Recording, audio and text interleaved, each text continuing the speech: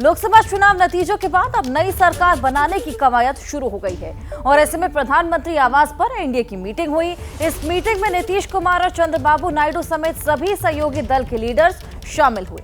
Meeting में नरेंद्र मोदी को NDA का लीडर चुना गया और अब 7 जून को सरकार बनाने का दावा पेश किया जा सकता है। ऐसे में दूसरी तरफ इंडिया अलायंस की भी मीटिंग हुई जिसमें 19 पार्टियों के 33 नेता शामिल हुए और मीटिंग के बाद कांग्रेस अध्यक्ष मल्लिकार्जुन खड़गे ने कहा कि सरकार बनाने के लिए सही समय पर सही फैसला लेंगे।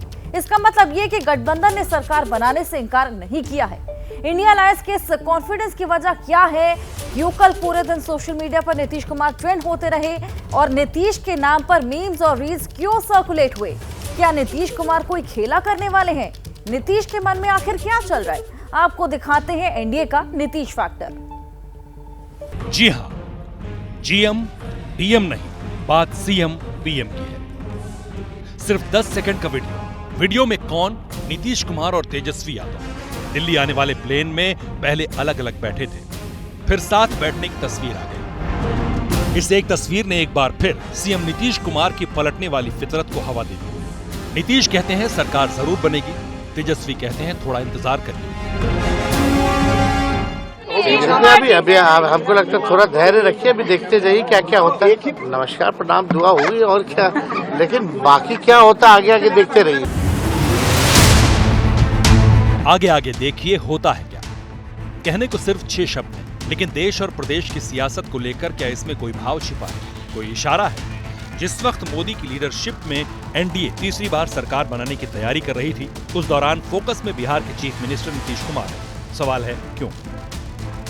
हम लोग तो सवाल ही नहीं पैदा होता है। मर जाना कबूल है, उनके साथ जाना हमको कभी कबूल नहीं है। यह अच्छी तरह जान लीजिए, समझ लीजिए, सब बोगस बात है। आप लोगों के लिए भाजपा के दरवाजे हमेशा के लिए बंद हो चुके हैं।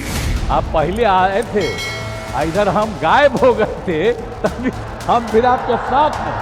हम आपको आश्वस्त करते हैं कि आप इधर उधर होने वाले नहीं हैं, हम रहेंगे आप ही के साथ। मोदी जी का गारंटी तो बहुत मजबूत वाला गारंटी है। ए मोदी जी के गारंटी वालों, क्या मोदी जी गारंटी लेंगे? फिर से पलटेंगे कि नहीं पलटेंगे, जरा बता के दिखा दो।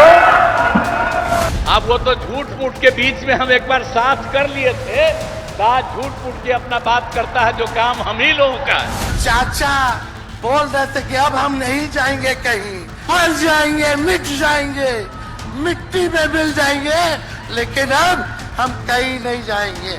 और हमारे चाचा को बार बार ये क्यों बोलना पड़ता है कि हम जो है अब कहीं नहीं जाएंगे? मोदी फैक्टर के साथ नीतीश फैक्टर की चर्चा क्यों? आखिर नीतीश कुमार पर देश की नजर क्यों है? क्या नीतीश कुमार और तेजस्वी का एक साथ दिल्ली आना महज इत्तेफाक है? नीतीश कुमार के मन में क्या चल रहा है? क्या नीतीश कुमार कोई खेल करने वाले हैं? क्या इस बार नीतीश एनडीए को छोड़कर नहीं जाएंगे? सबसे बड़ा सवाल, नीतीश 3.0 का नया दांव देखने को मिलने वाला है। मैं अभिनंदन करता हूं कि आप फिर पधारे हैं यहाँ, आज हम लोगों को बड़ी खुशी की बात है। आप पहले आए थे, इधर हम गायब हो गए थे, तभी हम फिर आपके साथ हैं। हम आपको आश्वस्त करते हैं कि आप इधर उधर होने वाले नहीं हैं, हम रहेंगे आप ही के साथ।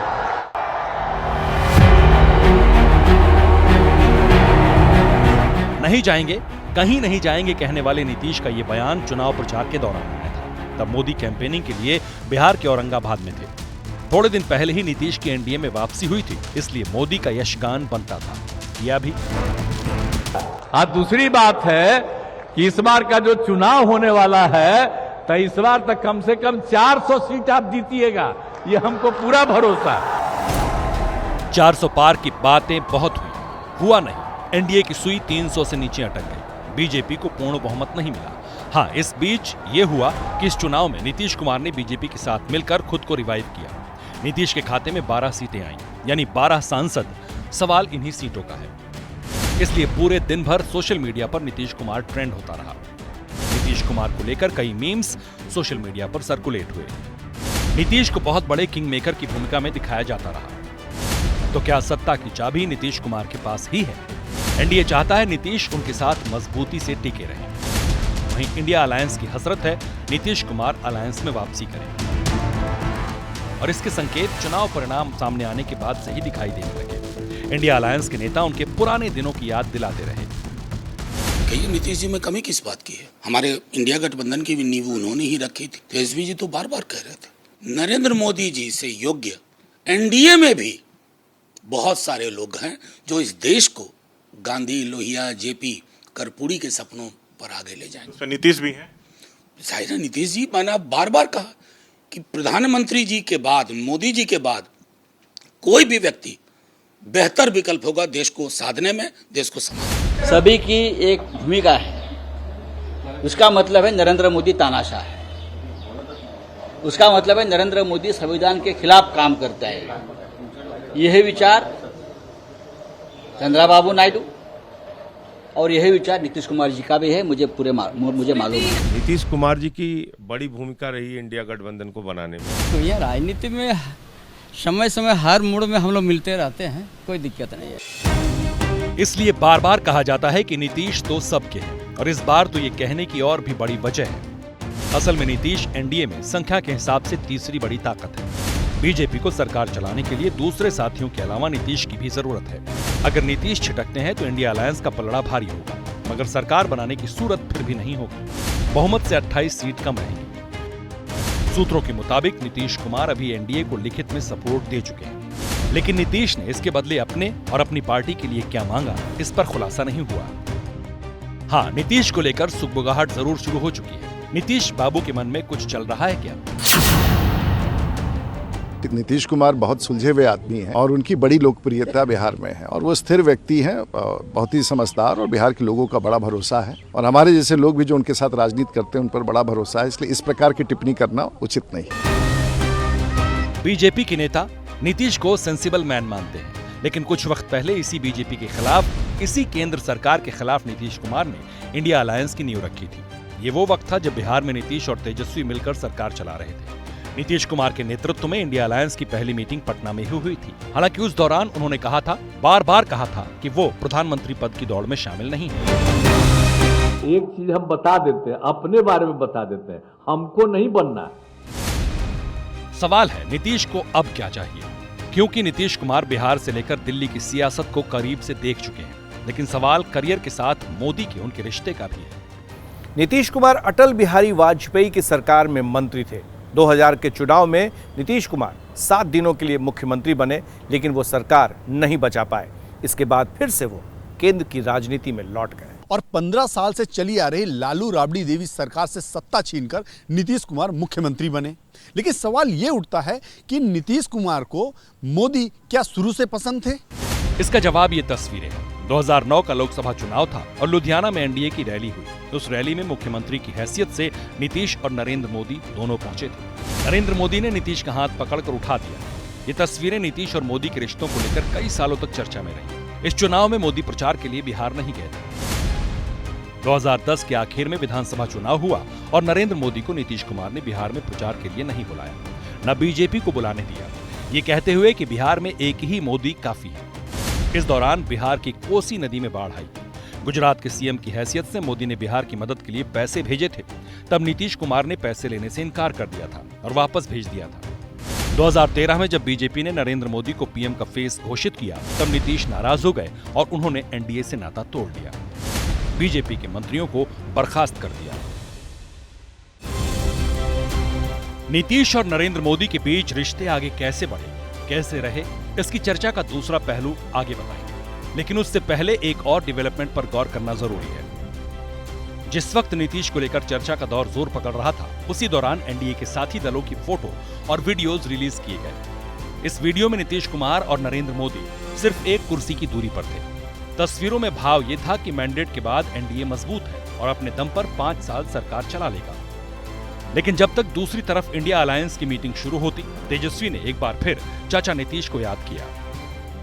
सलाम दुआ हुई, फिर देखे कि मेरा सीट पीछे लौट था, तो बाद में वो देखे आए हैं तो हमको आगे बुलाए तो हम आगे चले गए। तो कुछ बात हुई, पॉलिटिकल बात? अब ये सब छोड़िए, ये सब समय पे बात किया जाता है, ये सारी बातें बाहर नहीं बताई जाती। ये वही तेजस्वी हैं जिनका साथ छोड़कर नीतीश कुमार बीजेपी के साथ गए, वो भी चुनाव से ठीक पहले। लेकिन उस वक्त भी तेजस्वी ने नीतीश कुमार के बारे में कुछ नहीं कहा।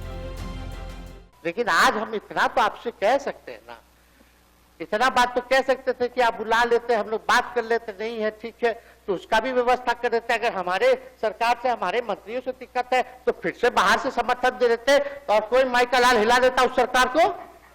ये मन में शंका मत पालिएगा, जब हमने आपसे कमिटमेंट कर दिया था तो मन में कभी भी शंका, आपके मन में भी हम बोलते थे कोई कंफ्यूजन होगा तो बुला करके बात कर लीजिए, दूर कर लीजिए। क्यों?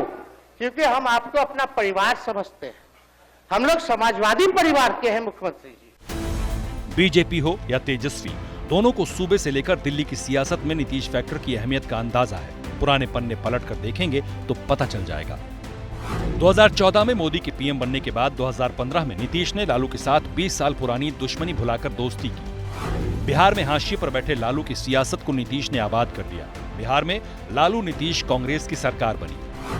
2017 में नीतीश करप्शन के सवाल पर पलट गए और बीजेपी के साथ आ गए। 2019 के लोकसभा चुनाव में नीतीश और बीजेपी साथ मिलकर लड़े। 40 में से 39 सीटें अलायंस ने जीती, इसमें एलजेपी भी शामिल थी। लेकिन जब सरकार बनने की बारी आई तो शपथ वाले दिन नीतीश ने फैसला पलट दिया।